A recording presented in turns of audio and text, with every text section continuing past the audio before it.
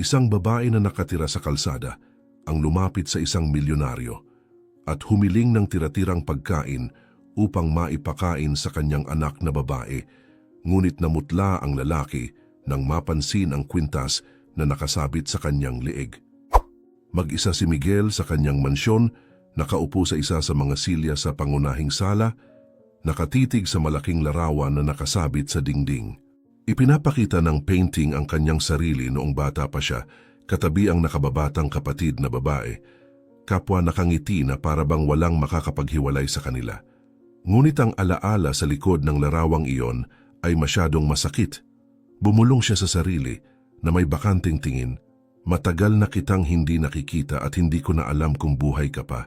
Pagkalipas lamang ng ilang panahon mula ng kuna ng litratong iyon, naghiwalay ang kanilang mga magulang at ang kapatid ay napunta sa kustudiya ng ama. Lumipat ito kasama niya at hindi na muling nagbalita. Kahit na nakamit ni Miguel ang kayamanan at tagumpay, bilang may-ari ng isang sikat na hanay ng mga restauran, hindi niya maalis ang bigat ng pag-iisa. Nakatira pa rin sa parehong lungsod ang kanyang ina. Ngunit ang layo sa pagitan nila ay tila lalong lumalawak taon-taon, pinapalala ng walang humpay na trabaho ni Miguel at ng kanilang kapwa-desisyon na huwag panatilihin ang ugnayan. Habang nagmumuni-muni siya tungkol sa nakaraan, naputol ang katahimikan ng bahay nang tumunog ang telepono. Sinagot niya ito at agad niyang narinig ang masiglang tinig ni Eduardo, ang pinagkakatiwalaang manager ng isa sa mga sangay. Hindi maitago ni Eduardo ang kanyang kasabikan. Miguel, napakalaking tagumpay. Ang pagbubukas kahapon ay lumampas sa lahat ng inaasahan. Napakahaba ng pila at puro papuri ang ibinibigay ng mga customer. Nakaka-proud na pamunuan ng sangay na ito. Si Miguel, na nananatiling nakalubog sa kanyang mga alaala, ay sumagot ng malamig. Mabuti, Eduardo. Natutuwa akong marinig iyan. Ipagpatuloy mo lang ang bilis na iyan at panatilihin ang pamantayan ng kalidad na hinihingi natin. Tapat at matatag si Eduardo na tawa sa kabilang linya. Huwag kang mag-alala, boss, matibay ako rito. Pwede kang magtiwala. Nagpaalam sila at ibinaba ni Eduardo ang telepono, huminga ng malalim. Pagkaraan nito, dumating si Clarice, ang kasintahan ni Eduardo, sa restaurant. Lumapit siya ng may kaba at sinabi, pilit na pinapakalma ang sarili, may mahalaga akong sasabihin at sana makinig ka nang hindi ako hinuhusgahan. Sagot ni Eduardo ng padalos-dalos, sabihin mo na, Clarice, pagod na ako. Doon halos nanginginig ang kanyang boses, inamin niya, buntis ako. Ang katahimikan na sumunod ay tumagal lamang ng ilang segundo, ngunit para sa kanya ay tila walang hanggan. Tinitigan siya ni Eduardo ng malamig, walang ipinakitang gulat o saya. Akala mo ba magandang balita iyan? Ayaw ko ng anak, wala akong oras para riyan. Hindi ka siya sa buhay ko ang isang sanggol. Sinubukan ni Clarice na magpumilit, luha na nagsabi, akala ko magiging maganda ito na mas lalo tayong magkakalapit. Inisip ko na matutuwa ka. Tumayo si Eduardo at itinuro ang pinto. Ayusin mo ang mga gamit mo. Bumalik ka sa bahay na binili ko para sa'yo. Kunin mo ang mga maleta mo at mawala ka na rito. Wala na akong gusto sa'yo. Natigilan si Clarice, ngunit wala nang nasabi pa. Sumunod siya, talunang nagbalik sa bahay. Inayos ang kanyang maleta at habang umiiyak, kinuha ang cellphone. Tinawagan niya ang kanyang ama na hindi niya nakausap ng isang taon mula nang tumakas siya upang makasama si Eduardo. Nasagot ang tawag sa matigas na tinig ng isang lalaking nanatiling mahigpit. Ano ang kailangan mo, Clarice? Huminga siya ng malalim at sumagot, Tay, patawarin mo ako, nagkamali ako, pero kailangan kong bumalik, wala na akong mapupuntahan. Sa kabilang linya, nanahimik ang ama ng ilang segundo bago sumagot ng malamig, bumalik ka, mag-uusap tayo. Ngayon, sandaling pahinga. Para patuloy naming maihatid ang mga kwentong ito ng libre, hinihiling naming mag-iwan kayo ng like at mag-subscribe sa channel. Ikwento ninyo sa mga komento kung saan kayo nanonood ng kwentong ito. Maraming salamat at ipagpatuloy na natin ang kwento. Pagdating niya sa bahay ng ama, sinalubong siya nito ng matigas na tingin. Naupo silang dalawa at nagsimulang mag-usap. Ipinaliwanag ni Clarice ang lahat. Sinabi niyang nakipagrelasyon siya kay Eduardo na siya'y buntis at iniwan na. Tumayo ang ama, galit na sumigaw, dinungisan mo ang ating pamilya Paano mo nagawang makisama sa lalaking iyon at mabuntis pa? Hindi ko matatanggap ang sitwasyong ito sa bahay ko. Sinubukan ni Clarice na magpaliwanag, sinabing kailangan niya ng tulong, ngunit nanatiling matigas ang ama. Kunin mo ang gamit mo at lumayas ka, ayaw kitang nandito sa ganitong kalagayan. Walang mapuntahan, lumabas si Clarice sa bahay na may dalang maleta. Naglakad siya sa mga kalsada nang walang direksyon hanggang sa makarating sa isang madilim na eskinita. Pagod na sumandal siya sa pader at nakatulog doon. Sa kalagitnaan ng gabi, ilang lalaki ang lumapit, kinalkal ang kanyang gamit at tinangay ang maleta. Paggising niya, desperado niyang napagtanto na wala na siyang natira kundi ang damit na suot niya. Sa mga sumunod na araw, nilibot ni Clarice ang lungsod upang maghanap ng trabaho. Pumasok siya sa mga tindahan, palengke at maliliit na establishmento, ngunit palaging iisa ang sagot. Kailangan namin ng taong may permanenteng tirahan, may bahay na mailalagay sa record. Sa ibang lugar, kapag nagsisinungaling siya tungkol sa kanyang tirahan, agad siyang nabubunyag.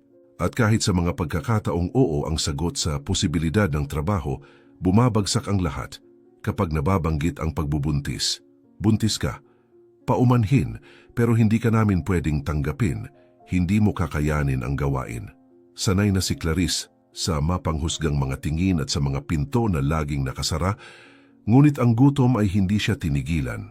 Sa mga sumunod na linggo, lalo siyang umasa sa mga tira-tirang pagkain na nakukuha niya sa paghingi.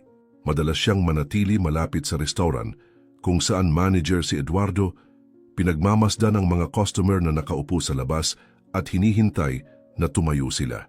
Maingat siyang lumalapit at mapagkumbabang sinasabi, "Pakiusap, kung may natira, maari bang ibigay niyo sa akin? Buntis ako at kailangan kong kumain." May ilang naantig at nag-aabot ng mga tira-tirang pagkain o bote ng tubig. Ngunit may iba na tuluyang hindi siya pinapansin o tinitingnan siya ng may pagkasuklam, na para bang ang kanyang presensya ay isang insulto. Sa isa sa mga araw, dumapo ang kamalasan sa kanya. Lumabas si Eduardo upang tingnan ang mga mesa sa labas at nang ipihit niya ang ulo, nakilala niya si Clarice na papalapit sa isang pamilya na paalis na. Nagalit siya ng todo. Lumakad siya patungo sa dalaga at nagsalita ng malakas upang marinig ng lahat. "Anong ginagawa mo rito, Clarice? Gusto mo bang sirain ang pangalan ng restaurant? Umalis ka na ngayon, ayokong paikot-ikot ka sa trabaho ko." Sinubukan ni Clarice na magpaliwanag, hawak ang mga luhang nagbabadya. "Gusto ko lang sana ng piraso ng tinapay.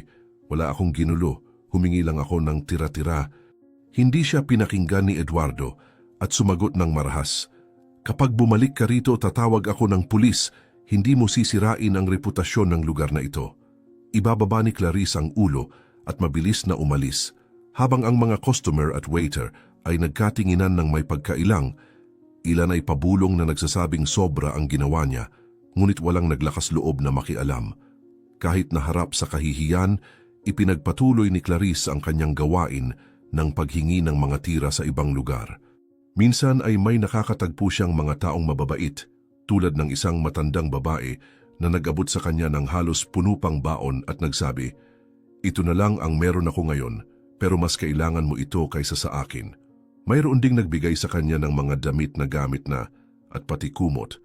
Ngunit bihira ang mga ganoong kabutihang loob kumpara sa dami ng pagtanggi.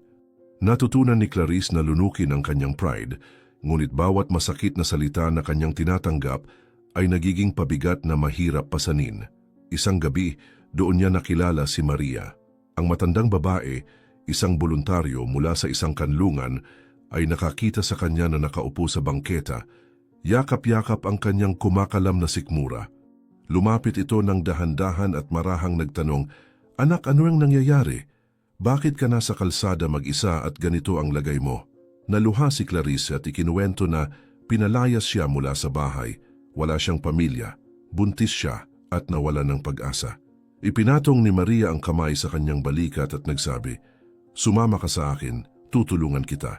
Hindi ko maipapangako ang lahat, pero magkakaroon ka ng bubong at pagkain." Bagamat may alinlangan sa simula, pumayag si Clarice. Dinala siya ng matanda sa kanlungan. Binigyan ng malinis na damit at inihanda ng isang plato ng kanin at gulay. Sa unang pagkakataon matapos ang mahabang panahon, nakatulog si Clarice sa kama kahit simple lamang at naramdaman niyang ligtas siya. Nagbigay ginhawa ang buhay sa loob ng kanlungan. May mga kababaihan doon na dumaan din sa parehong hirap at mga batang tumatakbo sa pasilyo. Lahat may sariling kwento ng pagsubok. Nakahanap ng suporta si Clarice, nakikibahagi sa mga gawain, tumutulong sa paghahain ng pagkain at habang lumilipas ang mga buwan, nakaramdam siya na parte siya ng bagong pamilya. Lumipas ang panahon at ipinanganak niya ang kanyang anak doon, napapalibutan ng mga taong kahit kakaunti lamang ang meron ay mayroong malasakit. 2 taon ang lumipas at si Sofia ay 1.5 taon na at si Clarice ay naging isang mapagmahal at masigasig na ina. Gabi-gabi niyang kinakalong ang anak, binubulungan ng mga salitang puno ng pagmamahal at tinitiyak na hinding-hindi niya ito iiwan kahit gaano man kabagsik ang mundo. Habang nakakatagpo ng kaunting kapayapaan si Clarice, si Miguel naman ay humaharap sa mabibigat na problema. Ang chain ng kanyang mga restaurant na dati matatag ay nagsimulang magkaroon ng suliraning pinansyal. Isang araw, muling tumunog ang telepono at ang boses ni Eduardo ay wala na ang dating sigla. "Miguel, kailangan nating mag-usap agad. Ang branch sa sentro ay malapit ng magsara.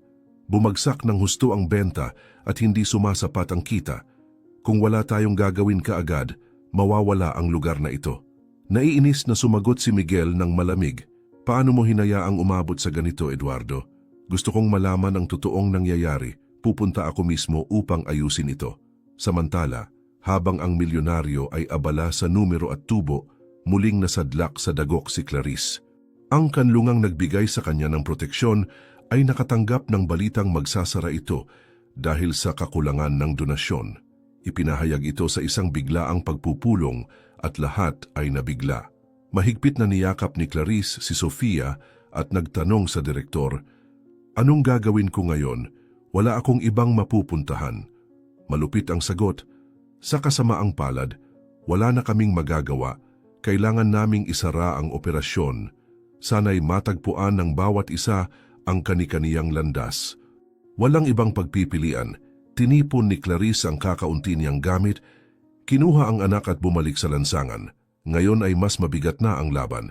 Naglalakad siya na karga si Sofia, humihingi ng tulong, sinusubukang ipagtanggol ang bata mula sa lamig at gutom.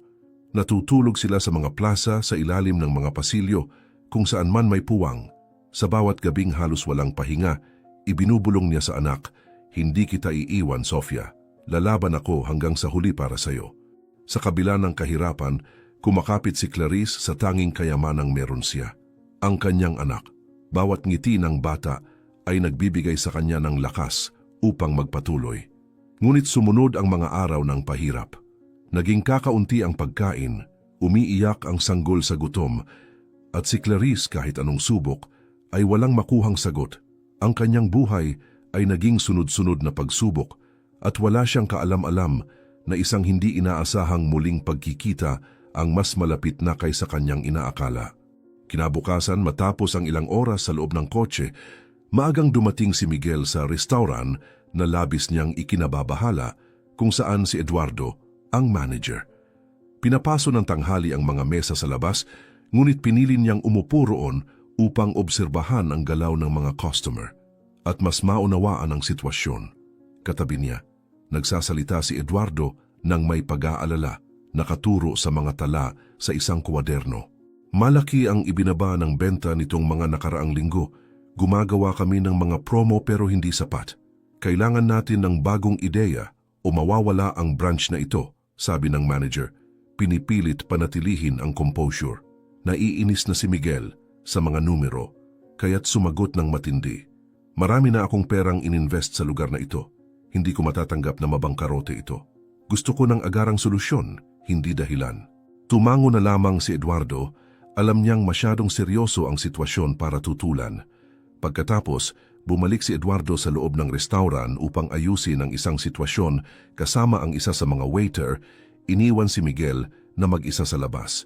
Samantala, tumingin si Miguel sa paligid at napansin ang presensya ng mga kostyumer na kontento na hindi tumutugma sa sinabi ni Eduardo na ang dahilan ng halos pagkalugi ay mga reklamong natatanggap mula sa kliyente.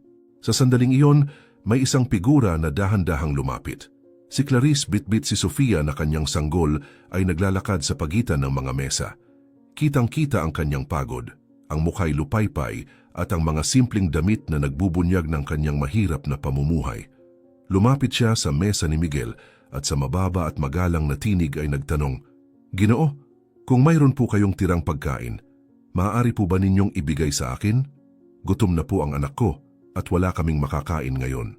Tiningnan siya ni Miguel ng malamig. Ang naipong stress mula sa mga problemang pinansyal ay humalo sa inis dahil sa pagkaistorbo sa kanyang konsentrasyon.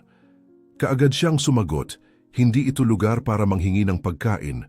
Umalis ka bago pa ako tumawag ng tao para palayasin ka." Yumuko si Clarice, ngunit bago pa siya makaalis, tumingin ng direkta si Sofia kay Miguel at biglang ngumiti, iniunat ang munting kamay na tila nais makipaglaro. Ang inosenteng kilos na iyon ay tumagos sa pusong matagal nang nanigas ng milyonaryo. Huminga siya ng malalim at bumulong, "Sandali lang, may ibibigay ako sa inyo." Nang yumuko siya upang abutin ang plato at ibigay ang tira, napako ang kanyang mga mata sa isang detalye na nagpahinto sa kanya. Sa leeg ni Clarice ay nakasabit ang isang simpleng kuwintas, yari sa butil at matibay na sinulid. Agad iyong nakilala ni Miguel. Ang kanyang ina ang gumawa ng dalawang magkaparehong kuwintas noong bata pa sila ng kanyang kapatid na babae. Bago ang kanilang pagkakahiwalay, itinatago pa rin niya ang isa hanggang ngayon at ang isa naman ay ibinigay sa kapatid bilang alaala. Namutla siya kaagad. "Saan mo nakuha ang kuwintas na iyan?" Tanong niya nang nanginginig ang tinig, halos hindi makapaniwala sa kanyang nakita. Nagulat si Clarissa sa kanyang reaksyon.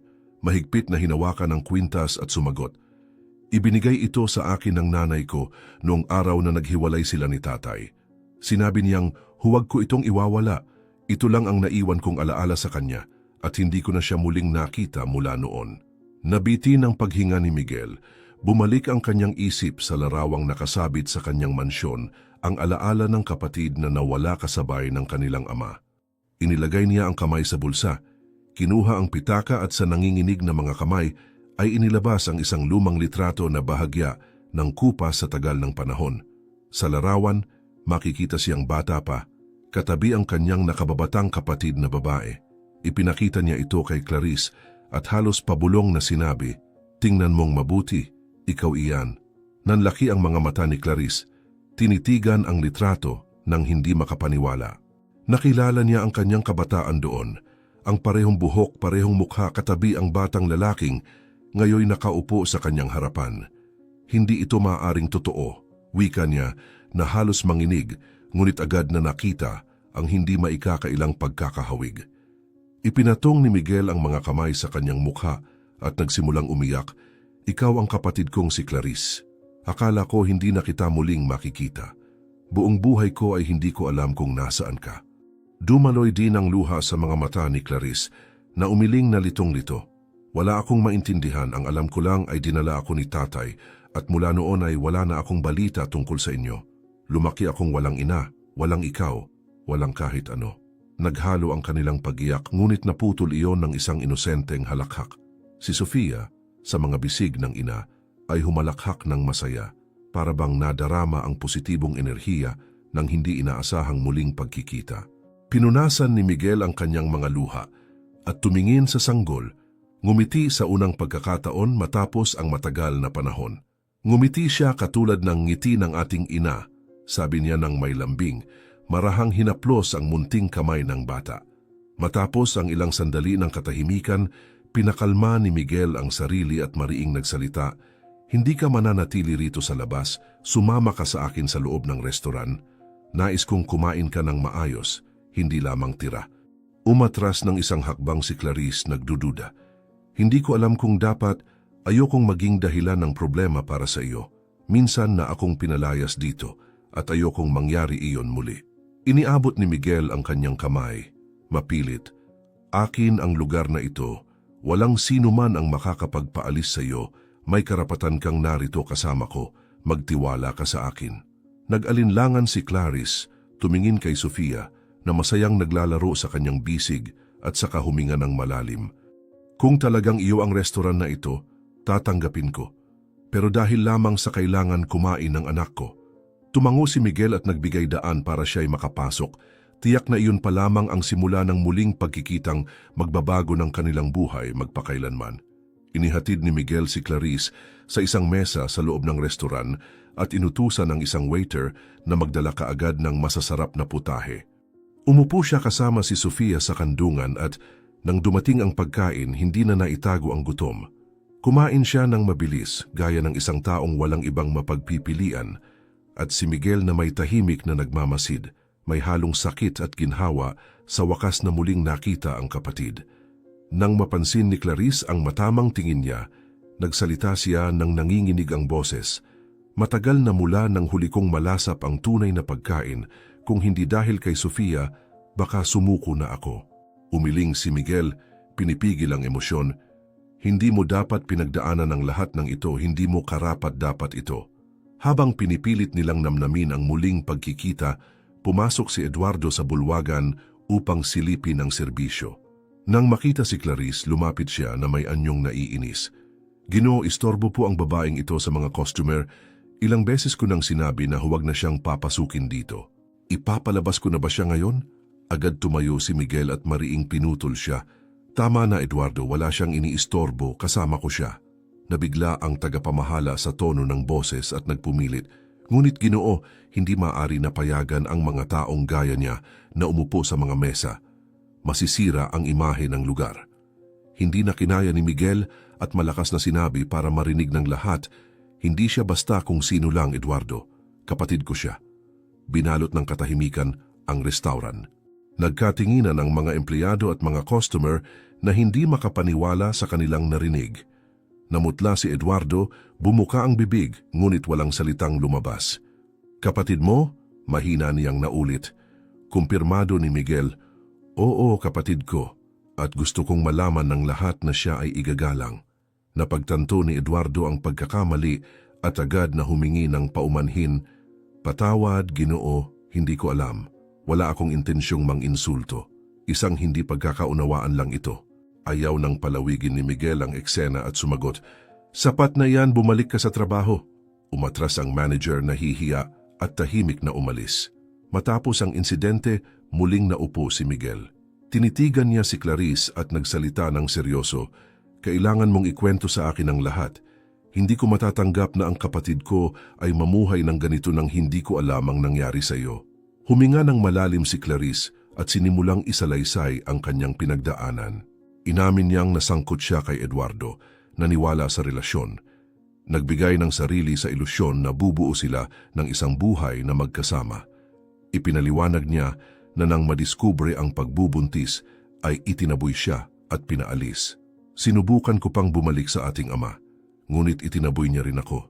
Sinabi niyang kahihiyan ako at ayaw niya akong makita sa ganitong sitwasyon.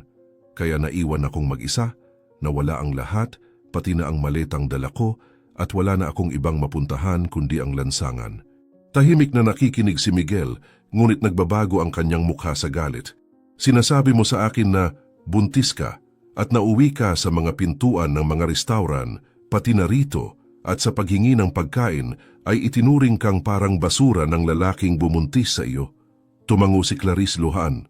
Oo, wala na akong malapitan at madalas mismong si Eduardo ang nagtataboy sa akin mula rito, sumisigaw.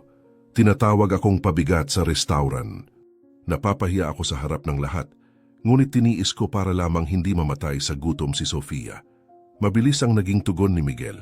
Tumayo siya ng mariin, gumalaw ang upuan sa sahig at tinawag si Eduardo ng malakas. Agad bumalik ang manager, pilit na tinatago ang kaba. Ano po ang nangyari, Ginoo? Mahigpit siyang tinitigan ni Miguel. Itinaboy mo ang kapatid ko mula rito habang siya'y buntis sa iyo. Ipinahiya ang isang babaeng humihingi lang ng tira-tira. At ginawa mo ito ng higit sa isang beses?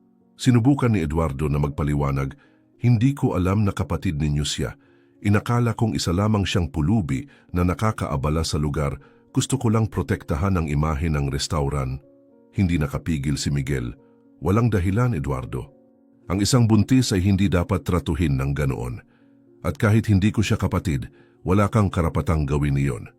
Simula ngayon, tanggal ka na Ayaw kong ikaw ang kumatawan sa aking negosyo. Narinig ng lahat ang anunsyo. Sinubukan pang magmakaawa ni Eduardo. Ginoo, pag-isipan ninyo, ilang taon kong inilaan ng serbisyo ko, palagi akong naging tapat sa kumpanya. Pinutol siya ni Miguel. Ang katapatan ay hindi sinusukat sa numero, kundi sa paraan ng pagtrato natin sa tao. Nabigo ka sa pinakapangunahing bagay. Kunin mo ang gamit mo at umalis ka na ngayon. Natalo, ibinaba ni Eduardo ang ulo at tahimik na umalis habang sinusundan ng tingin ng mga empleyado at customer. Sa mga sumunod na araw, pinanatili ni Miguel si Clarice sa kanyang tabi. Nais niyang mabawi ang panahong nawala, ngunit mabigat pa rin ang nakaraan. Sa isa sa kanilang mga pag-uusap, malinaw niyang ipinahayag ang sugat na hindi pa naghihilom. Huwag mong hilingin na hanapin ko ang ating ama, Clarice. Pinili niyang sirain ang pamilya natin, dinala ka palayo at hindi na ako muling hinanap. Ayaw ko nang makita ang lalaking iyon kailanman. Nauunawaan ni Clarice ang hinanakit, ngunit hindi niya maitago ang sariling sakit. Ako man ay nagdusa sa kanya, Miguel. Tinalikuran niya ako nang higit ko siyang kailangan. Pero kahit anong gawin ko, ama pa rin natin siya. At ang sugat na ito, hindi na tuluyang gagaling. Kapwalantad ang galit at hinanakit. Bitbit ni Miguel ang sakit ng pagkakawalay sa kapatid at sa ina noon, habang dala naman ni Clarice ang alaala ng pagtanggi sa oras ng kanyang pangangailangan. Sa kabila nito, nakatagpo sila ng kaunting ginhawa sa muling pagkikita. Kahit simula pa lamang ito ng mahirap na rekonstruksyon na puno ng sugat, hindi nag-aksaya ng oras si Miguel. Matapos ang muling pagkikita at ang mga katotohanang lumabas sa restaurant, dinala niya sina Clarice at Sofia sa kanyang mansyon. Nais niyang matiyak na may seguridad, kaginhawaan at disenteng tirahan ang kapatid para sa kanyang anak. Pagdating nila, namangha si Clarice sa kalakhan ng lugar. Naglakad siya sa maluluwang na pasilyo at tumingin sa mga mamahaling kasangkapan, ngunit hindi niya magawang maging panatag. Niyakap niya si Sofia at bumulong, "Hindi ko alam kung kaya kong tumira sa ganitong lugar. Napakalaki para sa isang taong matagal nang walang pag-aari." Ngumiti si Miguel ng kalmado at sumagot, "Huwag mong isipin ito bilang pasanin, tahanan mo rin ito ngayon. Karapat-dapat ka sa pinakamabuti at ganoon din si Sofia." Sa kabila ng magiliw na mga salita, nanatiling may alinlangan si Clarice. May takot siyang umasa sa kapatid at muling matanggihan tulad ng paulit-ulit na nangyari sa kanyang buhay. Tinitigan niya ito at nagsabi ng matatag, "Nagpapasalamat ako sa lahat ng ginagawa mo, pero ayokong isipin mong nandito ako para lang makinabang. Kung darating ang araw na makakapagtrabaho ako, gusto kong kumita ng sarili kong pera." Agad siyang pinutol ni Miguel. "Hindi mo kailangang isipin iyan ngayon. Unahin mong mabawi ang iyong dignidad at ang kaligtasan ng anak mo. Ang iba aayusin natin sa tamang panahon." Ilang araw ang lumipas, gumawa si Miguel ng desisyon na para sa kanya ay napakahalaga. Tinawag niya ang kanyang ina, si Milagros, upang bumisita sa mansyon at muling makita si Clarice. Ang muling pagkikita ay puno ng luha at emosyon. Hindi makapaniwala si Milagros sa kanyang nakikita nang mayakap ang anak na matagal nang nawala. "Akala ko hindi na kita makikita, Clarice. Akala ko tuluyan na kitang nawala. Paano ako nabuhay ng ganoon katagal na walang balita tungkol sa iyo?" Lumuluha rin si Clarice, nararamdaman ang pagkalinga na matagal na niyang hindi naramdaman mula pagkabata. "Lumaki akong wala ka, ina. Akala ko nakalimutan mo na ako, pero iningatan ko ang kwintas na ibinigay mo. Siya ang nagpanatiling buhay ng alaala mo." Hinawakan ni Milagros ng mahigpit ang kwintas sa mga kamay ng anak at nagsabi, "Ginawa ko ang kwintas na ito upang lagi mong tandaan na mayroon ka pa ring inang nagmamahal sa iyo." Habang nag-uusap, ikinuwento ni Clarice ng detalyado ang lahat ng nangyari.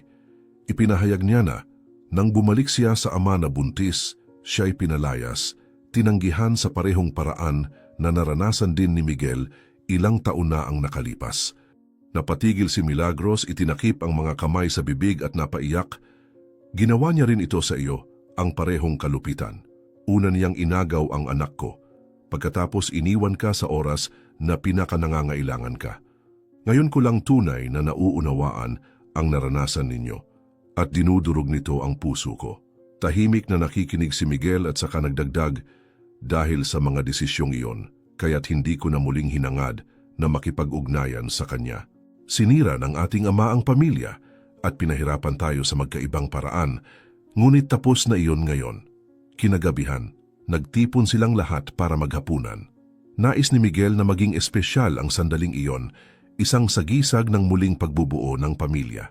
Habang nakatingin si Milagros sa dalawang anak na nasa hapag at sa apo na naglalaro sa kandungan ng ina, nagsabi siya ng puno ng damdamin, "Matagal kong tinatanggihan ang paanyaya mong tumira rito dahil natatakot akong maging abala. Ayokong maging pabigat sa iyo, Miguel. Ngunit ngayon naiintindihan ko na mahalaga ang presensya ko at ito rin ang tahanan ko."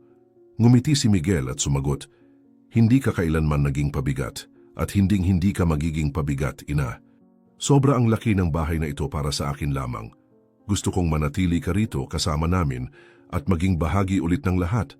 Idinagdag ni Clarice na may luhang namumuo sa mga mata, "Pinangarap ko na ang sandaling ito ng maraming beses at inisip kong hindi ito mangyayari. Ngunit ngayon magkasama na tayong muli at si Sofia ay lalaki na napapalibutan ng pagmamahal." Ang hapunan ay napuno ng pagkakaisa. Sa unang pagkakataon matapos ang napakaraming taon, naramdaman ng lahat na makakahinga sila ng maluwag at may pag-asa para sa mas magandang hinaharap. Tinanggap ni Milagros ang paanyaya at nagpasya na lilipat siya sa mansyon. Tinatapos na ang mahabang yugto ng distansya at kalungkutan na bumalot sa pamilya sa loob ng maraming taon. Ngunit hindi magtatagal ang katahimikan. Ilang araw ang lumipas, nakatanggap si Miguel ng isang hindi inaasahang tawag. Sa kabilang linya matatag ang boses at malinaw ang mensahe na isa na namang dagok ang darating. "Ginoo Miguel, nakatuklas kami ng mga dokumento na nagpapatunay na si Eduardo ay nagsasali ng pera mula sa branch. Minamanipula niya ang mga ulat, itinatago ang mga halaga at inililipat ang bahagi ng kita sa sariling mga account. Iyon ang dahilan kung bakit bumagsak ang restaurant, hindi lang basta pagbaba ng benta." Natahimik si Miguel ng ilang segundo, pinaproseso ang bawat salita. Pinisil niya ang telepono sa kanyang tainga at sumagot ng mariin, "Gusto kong mapasa akin kaagad ang mga dokumentong iyan. Hindi lang niya sinira ang tiwala ko, muntik pa niyang wasakin ang negosyo na itinayo sa hirap. Magbabayad siya para rito." Pagkababa ng telepono, tumingin si Miguel sa kapatid at sa ina, na parehong nakikinig sa katahimikan. Huminga siya ng malalim at nagsabi, "Ngayon sigurado na tayo hindi lang niya ikaw hinamak, Clarice, kundi ninakawan din niya ako at inilagay sa panganib ang kabuhayan ng daan-daang empleyado. Hindi ko hahayaang manatili ito nang walang kaparusahan." Hinawakan ni Clarice ang kamay ng kapatid at mahinahong sumagot, "Ang mahalaga ay alam na natin ang katotohanan. Kakaharapin niya ang kanyang kapalaran. Ngunit tayo, sa unang pagkakataon, matapos ang mahabang panahon, ay magkasama. Iyon ang tunay na mahalaga." Sa mga sumunod na araw, mabilis na kumalat ang balita tungkol kay Eduardo. Tinipon ni Miguel ang lahat ng dokumentong natanggap at isinampa ito sa mga nararapat na awtoridad. Agad na umusad ang proseso dahil hindi matatawaran ang mga ebidensya. Hindi nagtagal na aresto si Eduardo dahil sa pandaraya at paglustay ng pera mula sa chain ng mga restaurant. Ang lalaking sa loob ng maraming taon ay nagpakitang tapat na empleyado ay ngayon tinitingnan bilang traidor at gumuho ang kanyang reputasyon. Bagamat nakahinga ng maluwag si Miguel matapos malaman ang katotohanan, nanatili ang galit niya para sa lahat ng sakit na idinulot, hindi lamang sa kanya, kundi higit sa lahat kay Clarice. Mula sa malayo, pinanood ni Clarice ang pagkakaaresto ng lalaking minsan ay naging bahagi ng kanyang buhay, ngunit napagtanto niyang kailangan niyang tapusin ang kabanatang ito.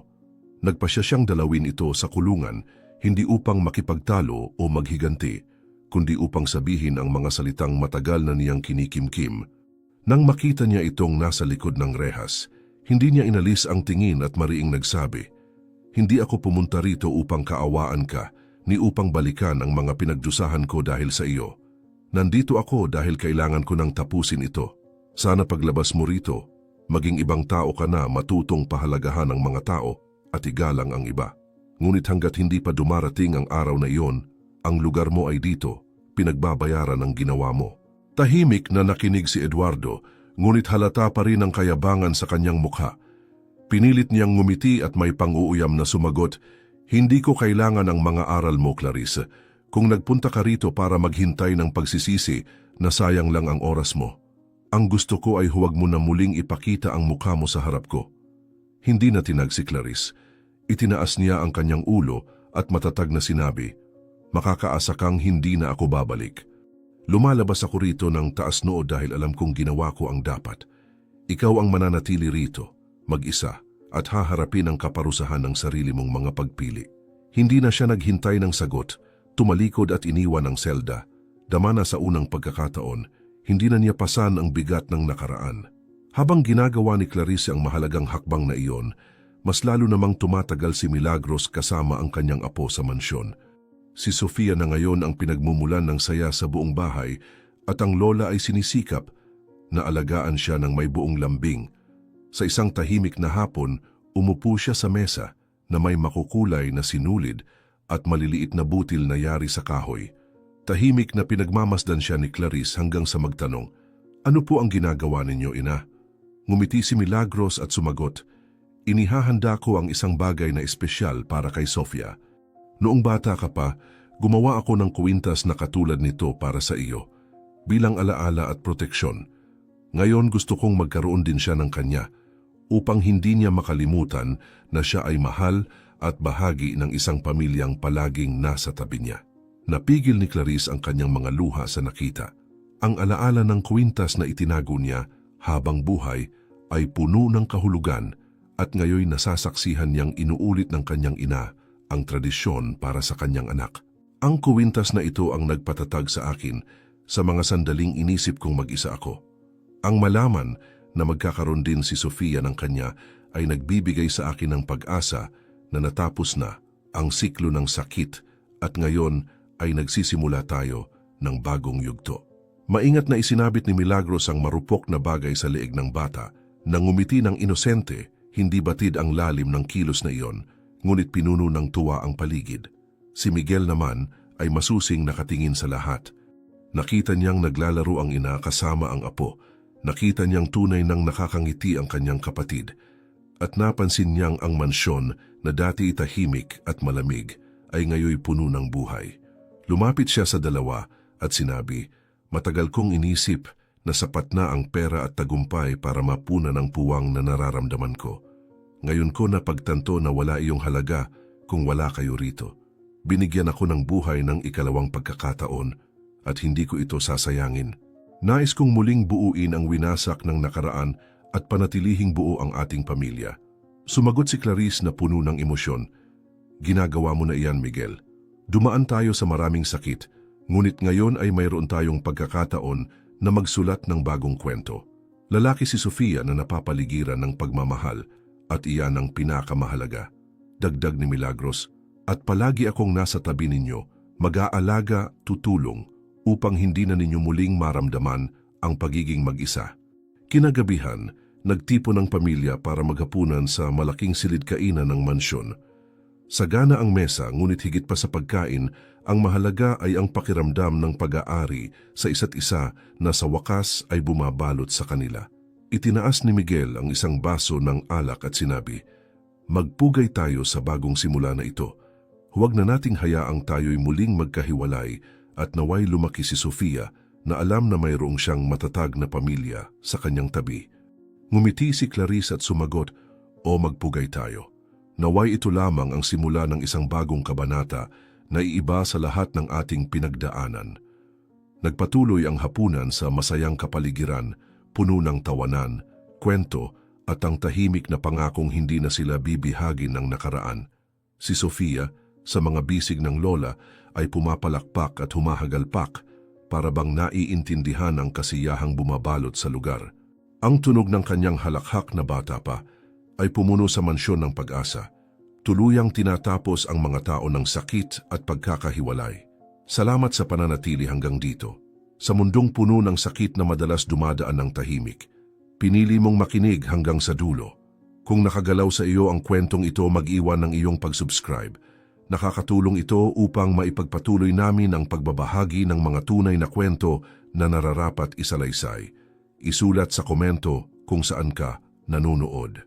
At kung maari ibahagi ito. Maaring mukhang maliit na bagay, ngunit ang pagpapalaganap ng isang kwento ng pagbangon ay pagpapalaganap din ng pag-asa. Isang babae na nakatira sa kalsada ang lumapit sa isang